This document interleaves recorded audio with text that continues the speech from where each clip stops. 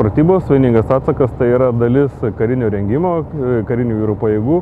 Šių pratybų tikslas yra visų pirma tobulinti procedūras laivų apžiūros grupių ir sąveiką su kitomis institucijomis. Pratybose dalyvauja, aišku, karinės jūrų pajėgos, specialiųjų operacijų pajėgos, valstybės sienos apsaugos tarnyba, oro pajėgos. Tobulinam savo sąveiką sustabdant laivą, kuris galimai yra pažeidėjas mūsų teritoriniai jūroje. Visi žinome geopolitinę situaciją ir ypatingai kritinės povandeninės infrastruktūros apsaugos problematiką šiuo metu, tai jos labai atliepia šitos klausimus.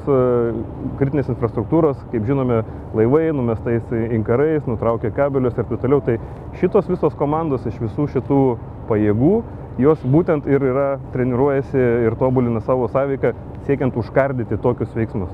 Tai šita operacija labai ženkliai prisideda prie to vienas dalykas, tai yra demonstracija mūsų pajėgumo, kad mes mokame, galime ir žinome, kaip tai daryti. Kitas dalykas, reikalui esant, mes su savo budinčiom pajėgom bet kada būsim pasiruošę reaguoti į bet kokį įvykį mūsų teritorinį jūrą ir net išskirtinį ekonominį zoną. O čia ilgiai dabar nemes viršų.